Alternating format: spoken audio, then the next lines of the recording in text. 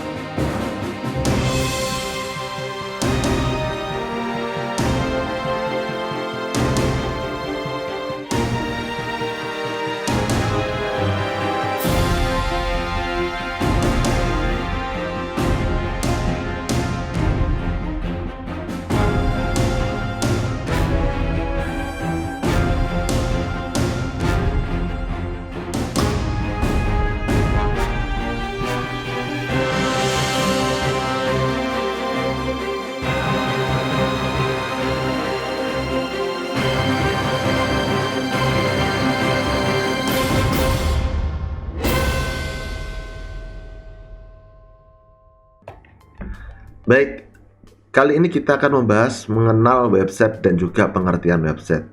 Selama kurang lebih hampir 1 tahun dengan kurang lebih 5.600 member di kelas.rajakreatif.com, banyak dari para peserta atau member tersebut tidak memahami konsep dari website secara utuh. Mereka menyalahartikan sebuah website itu adalah sebuah informasi yang ada di handphone, sebuah informasi yang ada di sebuah portal internet. Sebenarnya tidak salah 100%, tetapi perlu kita pahami terlebih dahulu bahwa informasi tersebut ada beberapa hal yang perlu dipersiapkan ketika kita menyebutnya adalah sebuah website. Oke, yang pertama kita membahasnya dari segi Wikipedia.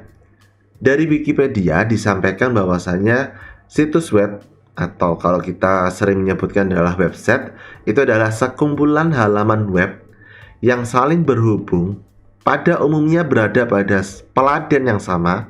Peladen itu adalah server yang sama, yang berisikan kumpulan informasi yang disediakan oleh perorangan, kelompok, ataupun organisasi. Ditambahkan pula, menurut Wikipedia, situs web itu setidaknya ditempatkan pada sebuah server, di mana server tersebut dapat diakses melalui jaringan internet ataupun jaringan lokal melalui sebuah alamat ataupun URL. Nantinya kita akan mempelajari apa itu URL, kemudian bagaimana sebuah URL itu bisa kita akses atau bisa kita buat pada video selanjutnya. Oke, dari Wikipedia saya rasa Anda sudah memahami mengenai website tersebut, yaitu sekumpulan halaman web yang berisikan informasi pada server yang sama. Jadi informasi tersebut diletakkan pada sebuah server yang sama. Nah, kemudian kalau secara umum, penjelasan umumnya, website itu adalah sebuah tempat virtual, sebuah tempat yang berada di dunia maya, yang memberikan informasi atau memberikan aktivitas transaksi. Bahkan website itu bisa menjadi sarana edukasi untuk semua orang. Saya lebih suka menganalogikan website itu seperti kalau website untuk perusahaan itu adalah virtual kantor untuk perusahaan. Kemudian website untuk toko online itu adalah virtual kantor dari toko. Sebuah toko fisik itu ada virtualnya, tidak nyata, tetapi itu ada aktivitasnya, yaitu sebuah website. Jadi Transaksi apapun itu, baik transaksi informasi, transaksi elektronik, keuangan, kemudian transaksi dalam bentuk multimedia, biasanya video, itu tercantum pada atau terkumpulkan pada sebuah server. Nah, kemudian di server itu kita akses, nah itulah sebuah website. Saya tambahkan pula, website sendiri sebenarnya macamnya ada banyak. Kalau mungkin yang tadi sudah saya sebutkan, ada company profile, kemudian e-commerce, online shop, kemudian landing page, kemudian blog, kemudian forum. Itu adalah jenis-jenis atau kategori-kategori dari masing-masing website.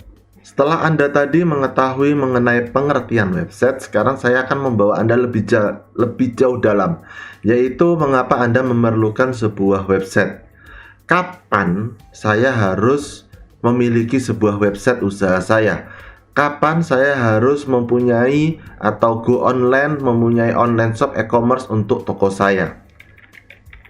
Perlu Anda perhatikan bahwasanya saya memiliki 8 alasan kenapa Anda membutuhkan sebuah website. Yang pertama, perkembangan zaman. Otomatis dari tahun ke tahun perkembangan zaman itu selalu ada ilmu-ilmu baru. Selalu ada cara-cara baru, inovasi baru yang membuat persaingan itu menjadi kompetitif. Kalau kita bicara persaingan, yaitu alasan kedua, perkembangan bisnis. Jika dulu usaha itu hanya bisa dilakukan dari kita masuk ke sebuah toko atau sebuah mall, pembelian dari luar kota, dari luar provinsi, bahkan luar negeri itu mustahil. Tetapi karena semakin berkembangnya bisnis, maka kita bisa menggunakan website untuk melakukan transaksi pembelian tersebut. Yang ketiga, kalau kita ngomong masalah website, otomatis keamanan data. Kalau dulu misalnya Anda usahanya masih konvensional, Anda mencatatnya manual satu persatu, dengan website otomatis keamanan data Anda, database pelanggan Anda, kemudian tracking pelanggan Anda itu jauh lebih terefisien, jauh lebih tertata dibandingkan sebelumnya. Percaya atau tidak, beberapa usaha yang sudah memiliki website di kemasannya itu jauh mendapatkan trust bagi pelanggannya. Kemudian kalau kita bicara trust atau kepercayaan dari pelanggan kepada sebuah brand atau produk, untuk meningkatkan brand atau produk tersebut, maka website merupakan salah satu media informasi yang juga akan diakses orang untuk mencari tahu kebenaran dari produk tersebut.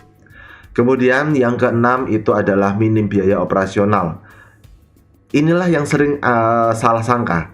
Ketika kita bicara website, banyak yang bilang website itu puluhan juta, ratusan juta. Sebenarnya ketika Anda nantinya di dalam series ini belajar belajar menggunakan website, belajar membuat website, Anda akan hanya berpikir rupanya website itu murah kalau kita mengetahui tekniknya. Kemudian yang ke-7 yaitu jangkauan lebih luas. Ketika Anda menggunakan sebuah website, kalau dulu Anda berjualan hanya di tetangga Anda, dengan website Anda berjualannya bisa ke luar kota, luar pulau, bahkan ke luar negeri. Karena apa? Jangkauannya luas. Penyebab jangkauannya luas itu adalah website tersebut ada koneksi internet. Kalau dulu orang harus datang ke toko Anda di jam Anda buka toko, tetapi dengan website ini bisa diakses kapan saja. Selama website tersebut masih aktif, masih bisa website tersebut ada kuota internet bagi yang mengakses. Kemudian website tersebut bandwidthnya juga masih tersedia banyak. Nanti kita akan bicara banyak mengenai bandwidth. Maka 8 keuntungan inilah yang menjadi sebuah poin kenapa Anda harus segera membuat website sendiri. Minimal bukan membuat, tetapi memiliki website sendiri. Karena saya yakin 8 mitos ini atau 8 fakta ini, entah ini menurut Anda mitos atau fakta, tetapi secara kenyataannya 8 hal inilah yang membuat orang beralih dari sebuah informasi yang konvensional menjadi sebuah yang lebih modern dalam bentuk sebuah website. Nah, otomatis ada pertanyaan, Pak, saya kalau jualan itu ada beberapa penawaran. Apa sih perbedaan penawaran tersebut? Itu biasanya kalau buat website harganya sekian, kalau buat company profile sekian, kalau buat landing page sekian. Ada pertanyaan yang paling dasar dan paling sering ditanyakan bagi orang yang tanda kutip sering berkutik atau di bidang UMKM dan ditawari oleh agensi-agensi mengenai pembuatan website, yaitu apa sih perbedaannya website, blog, dan juga landing page. Ini dari jawaban ini merupakan jawaban perspektif dari saya. Jadi sebenarnya blog dan landing page itu adalah bagian dari website. Website itu kasarannya induknya, kemudian blog dan website landing page itu adalah bagiannya. Kalau kita bicara secara fitur, kalau kita bicara secara detail, kalau blog itu biasanya isinya adalah kumpulan artikel-artikel Anda. Sedangkan kalau landing page itu tujuannya adalah sales, konversi ke sales, konversi ke database seperti itu. Jadi landing page itu juga biasanya terdiri dari satu halaman saja. Sedangkan kalau blog itu ada artikel-artikel yang ada di dalamnya. Kemudian pertanyaan selanjutnya adalah berapa lama yang dibutuhkan untuk membuat website? Nah, ini pertanyaan yang paling sering ditanyakan kalau kita membahas mengenai website.